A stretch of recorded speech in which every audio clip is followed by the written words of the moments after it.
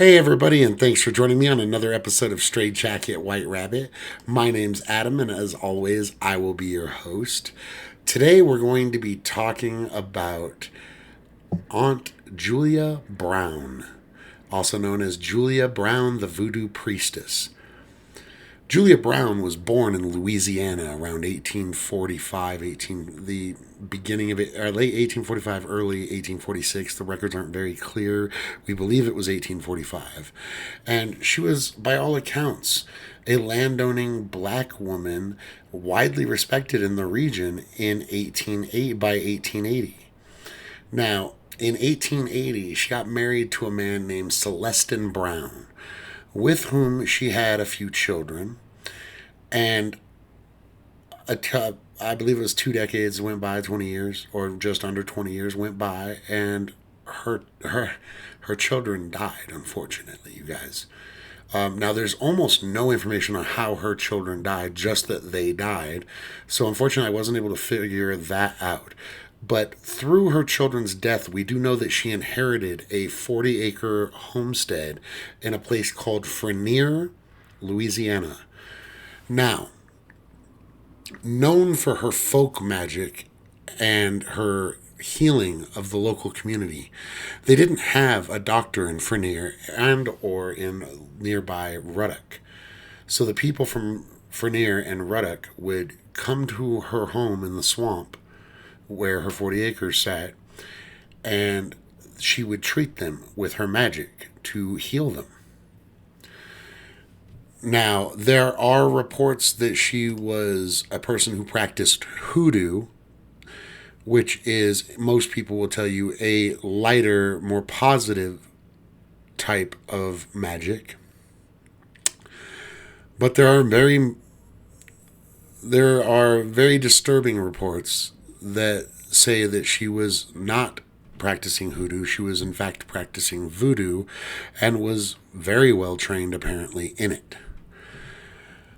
Now, the story goes that she used to have people bring their kids and their babies, and I mean, people trusted her to heal them.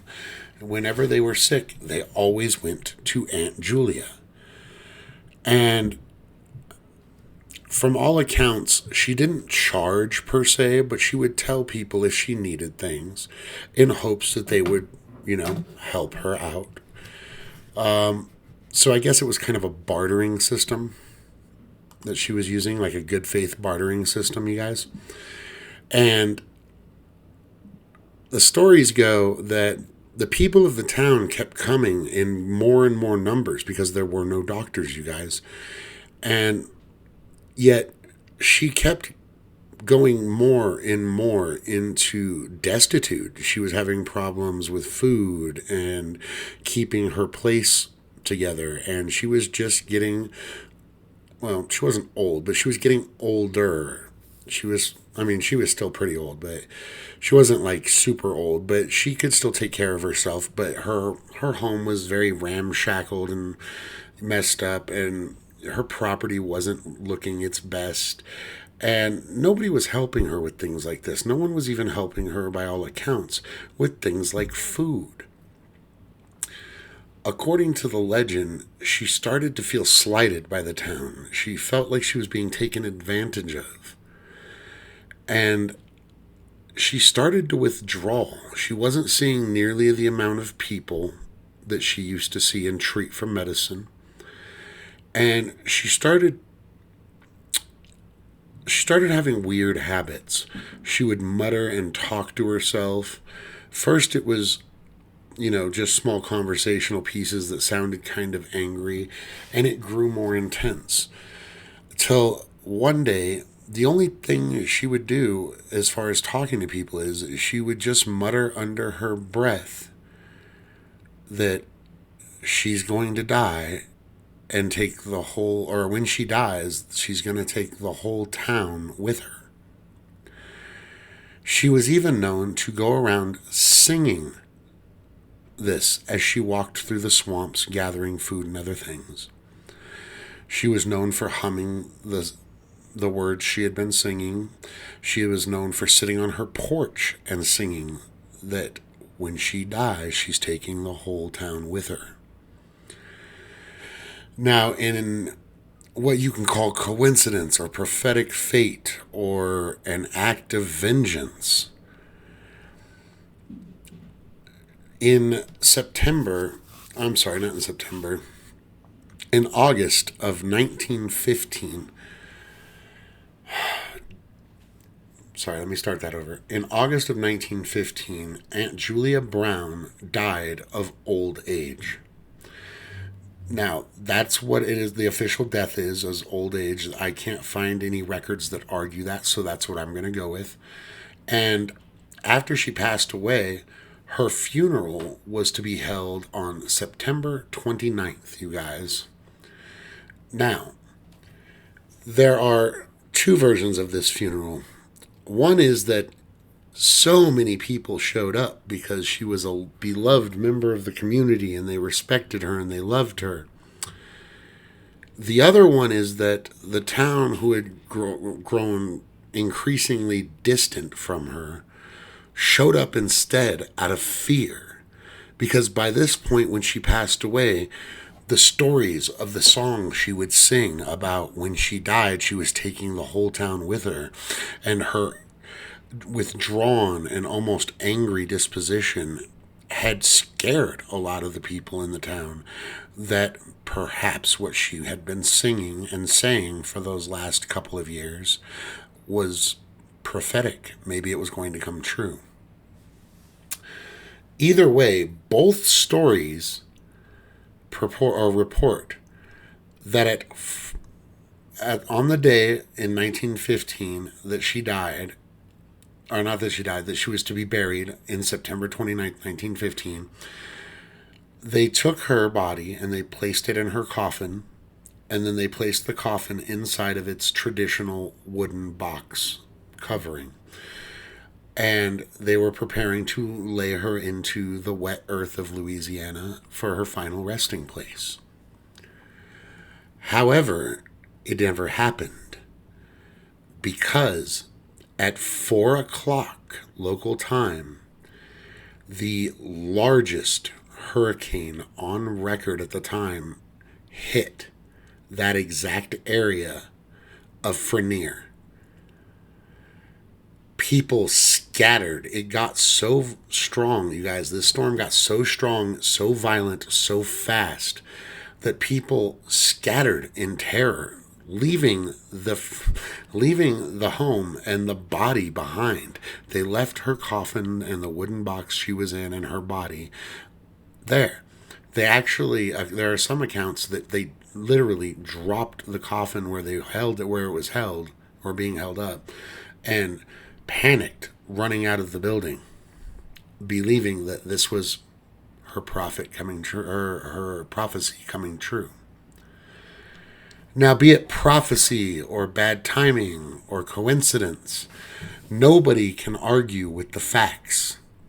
And the facts in this case say that on the day she was to be buried, Julia Brown's prediction came true. That hurricane, which was a Category 4 hurricane, and like I said, at the time, the largest hurricane to have ever struck Louisiana, killed all but a few people in Frenier. The town was wiped from the earth. And it wasn't just Frenier that was wiped out of this world. It was also Ruddock. Ruddock was, as I said earlier, another town where people were coming from to receive healing. Ruddock was hit so bad that it was never recovered. To this day, the rotted boards and some of the foundational work still remains, but it is by all means completely abandoned and no longer livable. There are more crocs and alligators and cottonmouths there than there are any people. Now, although Ruddock was wiped completely off the map, Frenier was mostly as well, but Frenier was rebuilt. Nowadays, it's a ghost town, you guys. Frenier is just a ghost town with some empty buildings. It's it's yeah. I don't want to say it's it's going to be demolished or anything like that. Like it's a dying town because it's already dead, but it could be revived the way it is now. Some of the buildings are still usable, things like that, but I just don't think it's going to happen. But there is some debate on that whether or not the town's going to come back or not. I don't think it will personally. But here's the thing, you guys. After this tragic storm hit, and it killed a lot of people, guys. I believe it was near 300. A lot of people began saying that it was her, that they felt her hand in this, that she had a hand in the destruction of this town, and they believed that she knew it was coming. And a lot of people were saying it was just a vision she had had, and she didn't actually destroy the town herself. But there are also a lot of people who believe that she cursed the town for being greedy and taking advantage of her. What are your thoughts on this, you guys? Do you think that she was being taken advantage of from what I said? It sounds to me like she kind of was. Just with the whole, she became withdrawn. She didn't really want to be seeing a bunch of people there. Seemed bitter at them. That leads me to believe that they were doing something. And even if they didn't realize what they were doing, maybe they didn't realize they were taking advantage of her, but they were. So, what are you guys' thoughts on this? Do you think she cursed the town? Do you think she just willed it into being that this happened? Or do you think it's all just coincidence? Maybe it's got nothing to do with her, and it was just the town's time. If so, that's not where the story ends, just to let you know. Now, to this very day, in the swamp located right next to Frenier, people claim to see a lady in white sitting and rocking back and forth in the swamp. Some people claim to see her not all in white and just peeking from behind trees off in the distance of the swamp, always just far enough away to keep herself obscured from sight. And if she is spotted, she just darts behind another tree. Even stranger yet, since her death, there has been reports of a beast. That's right, a monster, you guys. Now, Manchac Swamp is already creepy, so, people's minds play tricks on them. I'm not going to say that. But Manchac Swamp might be creepy, but it doesn't have anything that resembles what I'm about to tell you guys. Not long after all of this occurred, there began to be lore and legends of a Rougarou. Now, according to Louisiana, this is akin to a werewolf. It is an upright, two-legged creature that looks like a wolf and a man combined. Now, having said that, one of the ways that people believe Rougarous are made are by being bitten, so blood transfer. The second way people believe is a curse, which, if she's a voodoo priestess, she's more than capable of casting a curse like that, especially if she really was responsible for the hurricane that struck. A witch with that kind of power could fairly easily make a Rougarou. But who did she transform into the Rougarou? Here's an interesting fact for you guys. I think the Rougarou was manifested. I don't believe it's actually the person like a normal Rougarou. And the reason I believe this is because she felt disrespected even in death, you guys. The whole reason for the first part of this was she felt unappreciated and slightly disrespected by the townsfolk. Now imagine those same people who show up to your funeral mostly, according to a lot of reports, out of fear of what you would do if they didn't show you respect. And when the hurricane hit, what did they do? They dropped the coffin, the wooden crate, and the body, and they head for the hills. The body was recovered, and so was the wooden crate. The coffin was never recovered, you guys. Now, maybe this insult upon insult upon insult, maybe she reached out from the other side, or maybe she had cast a curse that was only set in motion when they disrespected her funeral or her corpse. Either way, there are active reports on and off since this time in the 1915s of rougarous being sighted all up and down the coastline of this swamp. People don't even want to go to Ruddock at night, the abandoned city of Ruddock or town of Ruddock. They don't even want to go there at night because they are so scared of encountering Julia Brown's ghost or this werewolf. I mean, I would not want to be walking through the middle of a swamp that's already dangerous enough and run into a rougarou, okay? I'm not looking forward to running into any kind of werewolf on any kind of terrain, but let alone in one full of a swamp full of gators and poisonous snakes and all other manner of nonsense. As well as, I'm guessing, a heck of a lot of ghosts, because there are bodies still sighted to this day. Now, they're not actual bodies, obviously. This is decades and decades and decades and decades ago, over 100 years now. But there are skeletons and reports to local police of the occasional skeleton washing up in the swamp or coming to the surface of the swamp after storms. So I am absolutely positive that this swamp is haunted, okay, you guys? Like, I'm 100% sure on this. But, like I said, the whole story to me kind of, it seems to be a lesson as well in, treating people fairly, treating people with respect and dignity. Could this just be the town's folkloric way of telling people to take care of those who help take care of you? I'm afraid we'll never know the exact answer, but we do know a few things, like I said, for fact. We know this woman was a real woman. We know that she practiced either hoodoo or voodoo, depending on which reports you listen to.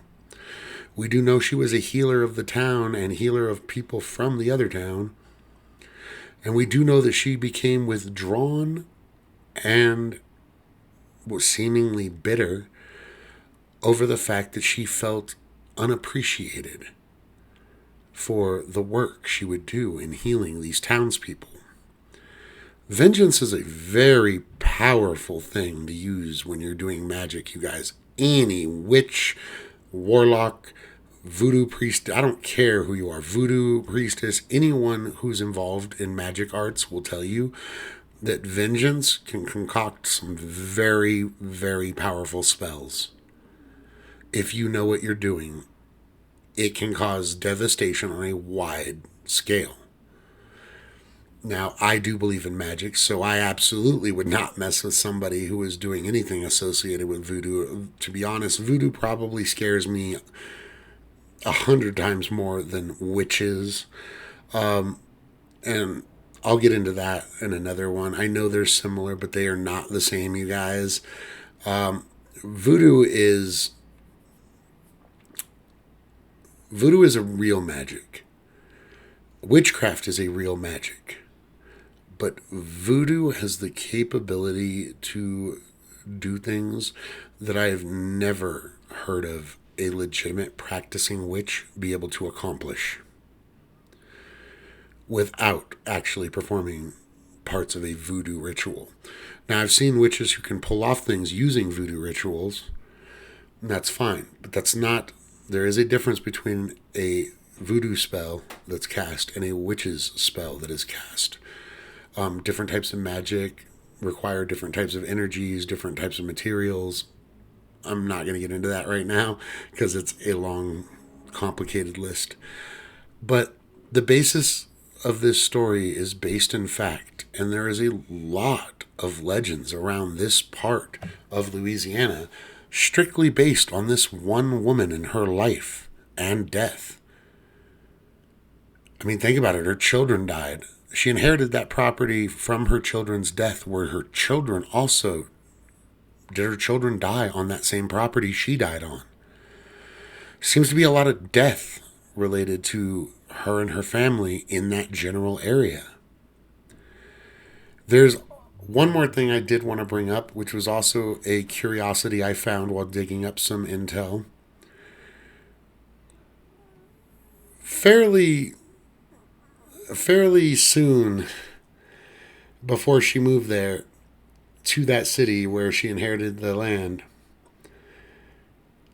which would be roughly, like I said, we don't have dates, which would be roughly the time that her children passed away.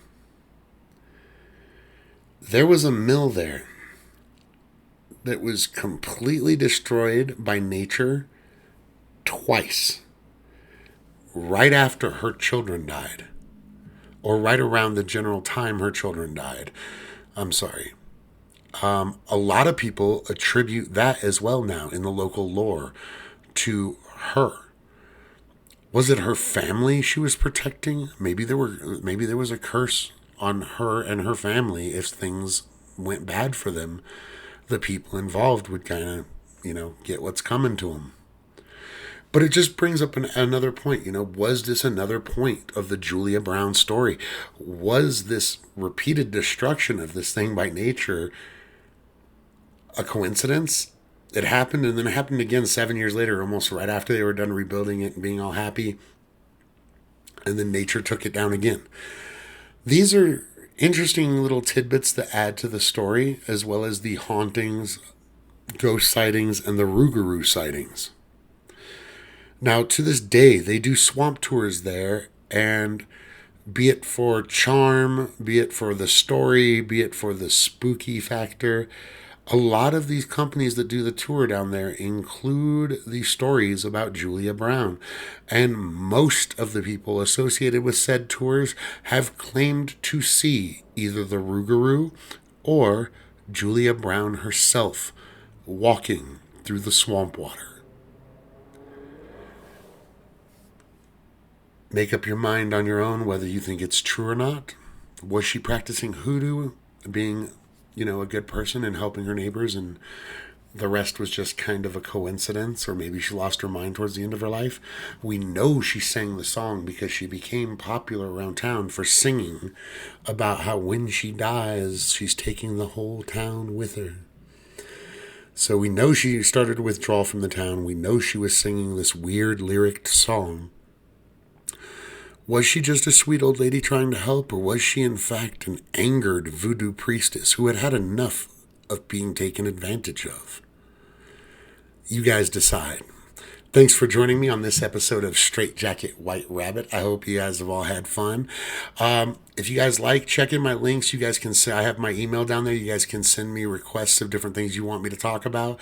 If you guys have any ideas for shows, let me know. Or any photos or videos of ghosts, UFOs. I love checking the submissions you guys have sent so far. I'm having tons of fun doing it. And as always, I love each and every one of you guys, and I hope you have a great night. This has been Straight Jacket White Rabbit signing off.